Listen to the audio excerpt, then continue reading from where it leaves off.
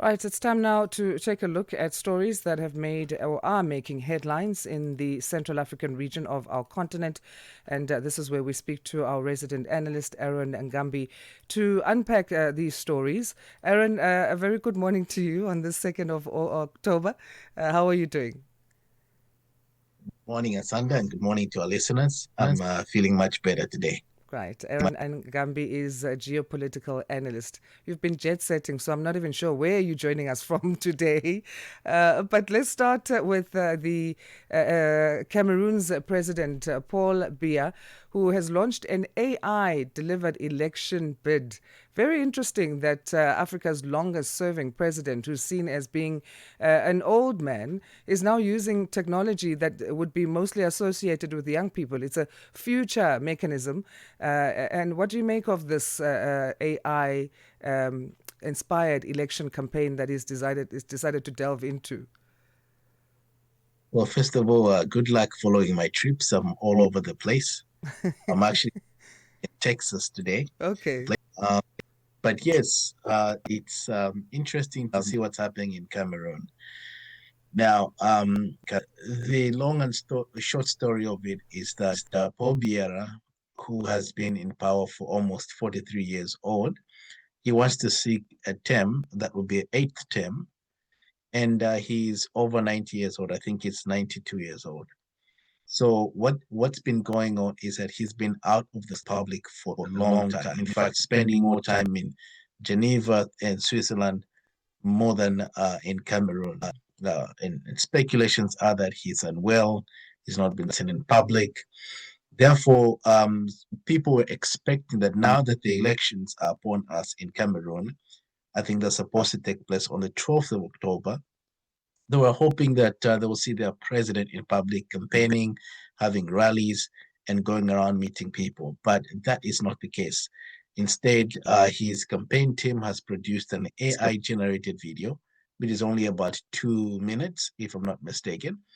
And it is really the difference between reality and what you said, technology. Because if you look at the AI generated video by Paul Biera's team, it is so fake that it does not even represent what is on the ground. It talks about how, he is strong in terms of security, he has experience, he cares about the youth and young people, and also women empowerment. But if you look at the scales of poverty in Cameroon, you look at what is going on, even just the divide between the Anglophone and the Francophone Cameroon, it shows you that even this AI message is detached from reality. Does it also exacerbate those concerns that he is of ill health because of his old age and is unable to make public appearances, that he would appear virtually in a way? Exactly. So the only thing that is left for the Cameroonian to see is on the actual day, the voting day, if this man will even show up at the voting booth. Or maybe they'll tell us that he's voted electronically, because as we speak now, the rumor is that he was in Cameroon, but now he's left for Egypt for whatever reasons. Of course, they wouldn't say it's for health reasons, because then he looks unfit for office. So this has become a big issue just days up to the elections. But nonetheless, it is a concern for most Cameroonians. And it doesn't seem that it bothers the powers that be. Are so fixed in getting him an eighth term that his team will do anything, even make up an AI video. Where else have we seen this virtual strategy when it comes to politics and electioneering? This, what they call the metaverse politics. And what challenges would it pose for Cameroon, this campaign? Yeah, when they say metaverse, they're referring to basically Facebook and virtual and AI, the technologies. But we saw some of that play out in the US, previous US presidential elections. We saw how Donald Trump was accusing Kamala Harris's team that they're basically using AI images and videos to show that she had crowds and following. And but of course, no one knows if that's true or not, because Donald Trump says all sorts of things that it's difficult to verify some of the things that he says. But yes, it seems like to some extent some politics in the US and some politics in other parts of the world are slowly trying to use this AI systems to either put a message out there or even use it for image building to project a certain narrative. But by and large, the way that the Cameroonian government has been using it, just a 2-minute video that they produced, and I saw it, it looks so fake. It doesn't look like it's a video from an ordinary Cameroonian society or even community. We live in interesting times, Arron. Let's move to the Democratic Republic of Congo now, where the former president there, Joseph Kabila, has been sentenced to death by a military court. What can you tell us there?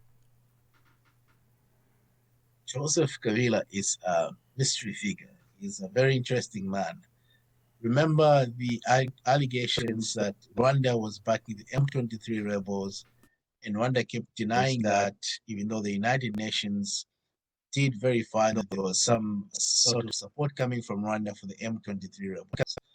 There were allegations that followed that Joseph Kabila himself, the former president of the Democratic Republic of Congo, was in fact also supporting M23s. Now, remember that he left the DR Congo for South Africa. You know, he imposed himself in exile and was in South Africa for over 2 years. And he denied all these allegations. But lo and behold, beginning of this year, Joseph Kabila returns to the DR Congo. And guess where he lands? He actually lands in Goma, in one of the cities that have been taken over by the M23 rebels. So basically, he's given entrance back into the country, not by the government of the DR Congo, the Tshisekedi regime, but actually by the rebels. So the rebels welcomed him, and he was in Goma for some time. Now, since the delivery of this military tribunal, it seems that nobody knows his whereabouts. So we don't know if he's gone back to South Africa or if he's still in the rebel-controlled M23 area in the eastern part of the DR Congo. So would this sentencing actually play out then? Because little is known about his whereabouts, as you say, and this would be something that makes him further stay away from the DRC. Well, two things to notice about that. First of all, he did not appear in court himself. Secondly, he was not even represented by any legal counsel. And so that means that he was sentenced in absentia. Now, this is a military tribunal that has found him guilty of, war crimes, crimes against humanity, and things like that. So what will likely happen is that he'll probably have to, I don't think he will show up. He'll probably have to find a way that he presents himself to the people of the DR Congo, because all that he wants to do, there are rumors that he wants to make a comeback into politics. Even though he ruled the DR Congo for 18 years, he handpicked Tshisekedi himself against the others who were contending. Remember, he even stopped Moise Katumbi from being on the ballot because he thought Moise Katumbi would defeat his favor, who was Tshisekedi. So since the falling out with Tshisekedi, Joseph Kabila has taken it upon himself that he wants to make a comeback. He wants to participate in politics. And so some people think this military tribunal is politically motivated. And even Joseph Kabila himself has dismissed it. He's basically calls it oppression by the judiciary. And so I think it's going to find a way, in one way or the other, he's going to show up on the scene and is going to make a case that this is persecution against him and that there are people that don't want him to come back actively in politics. And this is why it's taking place. Nonetheless, this is a military tribunal. And so they can sentence you either in your presence or in absentia. All right, let's move to Gabon now. The ruling party there is leading in these post-coup elections that we've been speaking about here on Rise and Shine. So the Democratic Union of Builders under President Brice Oligui Nguema has taken the lead. How many parliamentary seats have they garnered? As we speak now, they've garnered about 55 seats. They're supposed to be about 145 seats. They're in a slight lead, and this is up against the previous regime of the Bongo family that ruled Gabon for 50 years. And so this new political party that is led by a former military general, now a politician, seems to be gaining support. What is interesting is that during the elections previously, these are legislative elections, but the actual elections that ushered this military leader into office happened actually 2 or 3 months after the military coup. And what he was looking for is basically legitimacy to show that this is a transfer from military rule to actually normal or ordinary rule. But the problem that remained was on the legislative councils. So he needs the legitimacy from that. And that is why they're having these elections now to restructure, to rebrand the legislative structure as well as the constitution. By and large, the constitution was already there was an electoral code that was controversial, that was foregone when the military leader was ruling, because in that electoral code he was not eligible to run because he was from the military.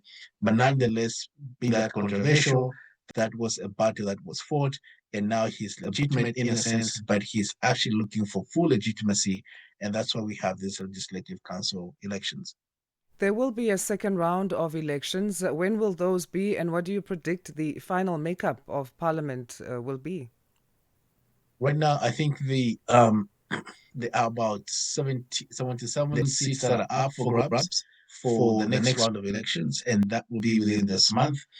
And my prediction would be that the the incumbent and the current political party actually takes up the seats, and that would give them two-thirds majority in the legislative council, and that is definitely the goal here. The goal is again for the current president to Bryce to actually get full legitimacy as a non-military leader, as as a transition and transformed political figure. Let's go to Angola now. The country is bidding for a minority state, or stake rather, in De Beers as part of restructuring plans, the mining company for diamonds. What does this mean for Botswana, who had said that they wanted to take control of De Beers? Well, Botswana and De Beers have a very interesting arrangement. In fact, it's been like that for over a very long period of time, since the beginning of the founding of that country. And it seems that it's played actually in favor of Botswana. It was a deal that was crafted by the founding fathers of Botswana. It's called the Debswana. This Debswana arrangement is where Botswana, through an incorporated company as a government, they own 50% of what the BS owns and runs in the diamond industry. So it's a 50-50 arrangement, but it seems like Botswana wants more stake and more shares in this arrangement. And we've seen that President Duma Boko has been pushing for more shares and restructuring this arrangement, thinking that because they produce the diamonds, then they should get more than 50%, even though De Beers is a company that runs, basically has a monopoly on the diamond industry. Now, what is playing out in Angola is that Angola wants a similar arrangement from what Botswana has had for a long time, except that Angola is looking for a minority shareholding. They're not looking for a 50-50 kind of arrangement. But this is a start because they've never had this kind of arrangement with the BS from the beginning. Therefore, this is a step in the right direction. They want to go in, but go in with minor shares, and then probably maybe work an arrangement that looks like Botswana and move towards the direction of Botswana. What would that entail, though? Angola being the Africa's largest diamond producer, could they enter? I mean, if they do get into a partnership with Botswana, what would that look like, and what would it entail or need to entail? That will look like exactly what we see in Botswana. That would be game changing, because in Botswana, you need to realize that the diamond industry really much not only contributes largely to the GDP, but it services a lot of other industries in the country. So Botswana went from just not producing raw diamonds, but actually producing these diamonds and processing before they export. And that is a value addition. this is what Angola might want to do. And if they do that, that means they'll create jobs for their people. They'll create other industry that will service this diamond industry services. And therefore, it will probably try to bring the situation a little bit better in Angola. Because if you recall, the last few times we've discussed Angola, there's been a lot of unrest in Angola. There's been protests about oil prices and food commodities and things going up every day. And people are just fed up with the same party that took that fought for the independence in the 1970s, but has failed to deliver goods and services to them. Arron, we're going to leave it there for this Thursday. I don't know how you started your October, but was it on a good note? I have COVID. The last few days I've been down with COVID, so Oh, I guess it's still. Oh, man. I yeah. thought you'd be. I think it's on a good note though. But I'm so much better today. That's great to hear. Yeah, it's a new month and the year is almost over.